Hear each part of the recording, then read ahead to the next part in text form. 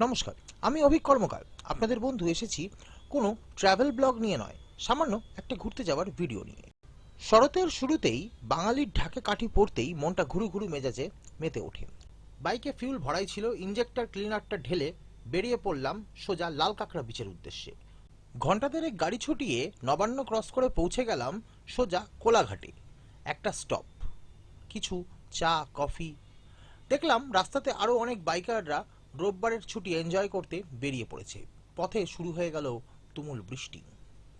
বৃষ্টিতে কিছুক্ষণ দাঁড়িয়ে পড়লাম। সেই সময়টাও আমাদের কাছে খুব উপভোগের ছিল। ডিম পাউরুটি রাস্তায় বেরিয়ে এই জিনিসটা খেতে অনবদ্য লাগে। বৃষ্টির পরে আকাশ, রাস্তা পুরো পরিষ্কার, কোনো ফিল্টার ছাড়াই ক্যামেরায় অসাধারণ ছবি উঠছিল। আমাদের চোখকেও আমরা বিশ্বাস করতে পারছিলাম না যে আমরা মেদিনীপুরে, কলকাতার কাছেই আছি।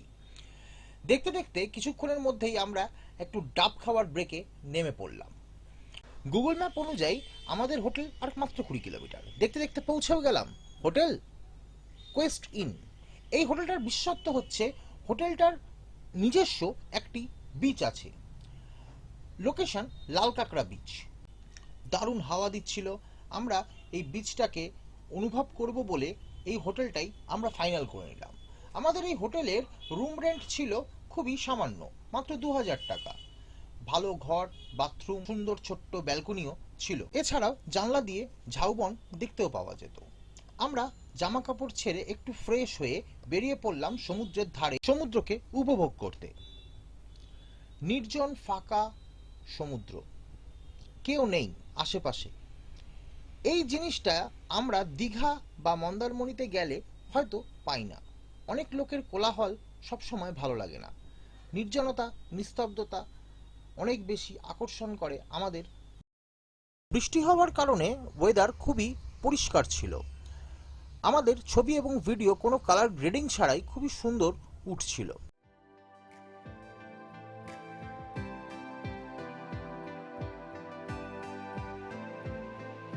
শুরু হলো ছবি তোলার কাজ।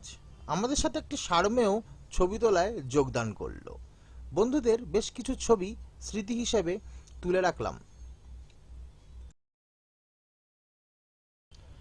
এবেলায় সমুদ্রে না নেমে আমরা ফিরে গেলাম হোটেলের দিকে, কারণ আমাদের হোটেলের কাছে আমাদের উপভোগের দ্বিতীয় আরেকটি জিনিস আমাদের জন্য অপেক্ষা করছে, এবং সেটা হচ্ছে সুইমিং পুল।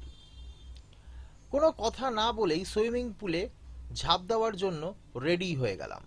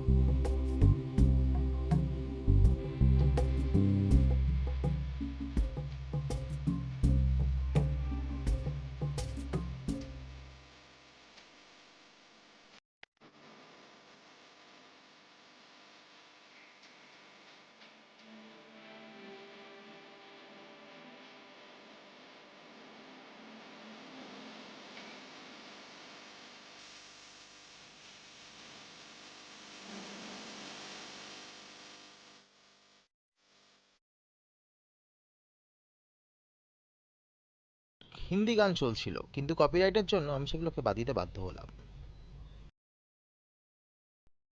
পুল এরিয়ার এনজয়মেন্ট ছেড়ে আস্তে আস্তে আমরা রওনা দিলাম সমুদ্রের দিকে।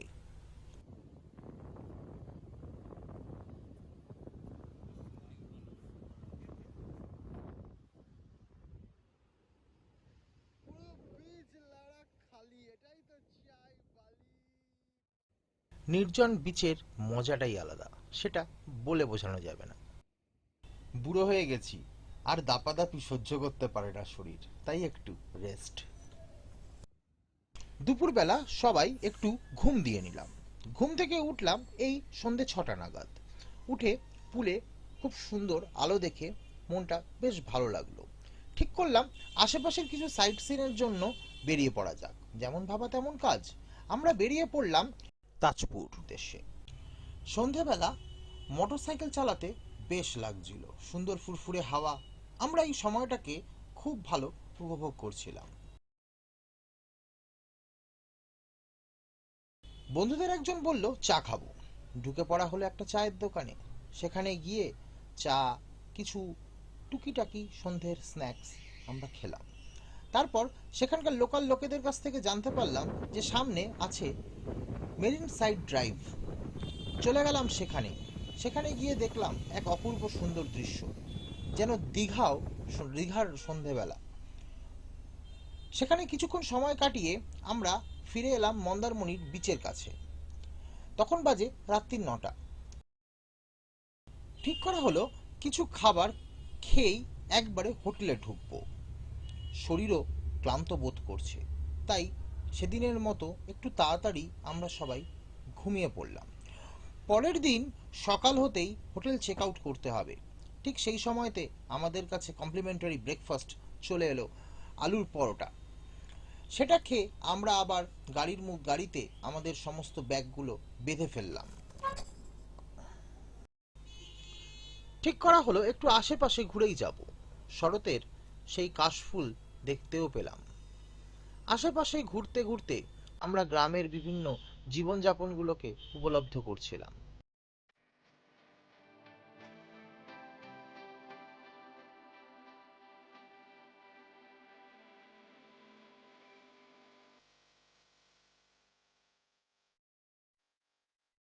জানি ঘন্টা চারেক গাড়ি চালালেই আবার বাড়ি পৌঁছে যাব, তাই বন্ধুরা সবাই একসাথে গল্প গুজব আড্ডা দিচ্ছিলাম, দেখছিলাম মাছ ধরা।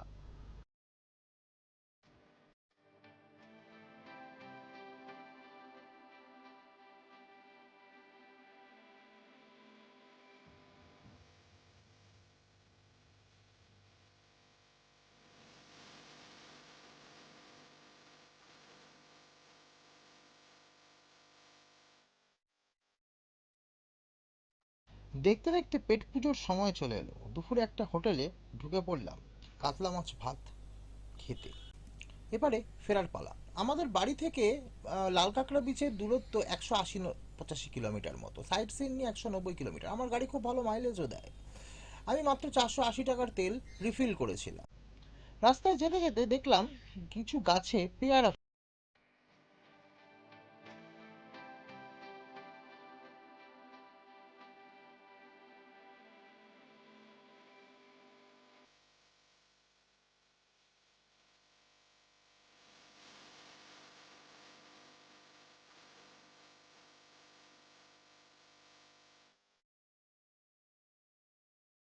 ফেরার সময় রাস্তায় দু এক জায়গায় ব্রেকও নিয়েছিলাম।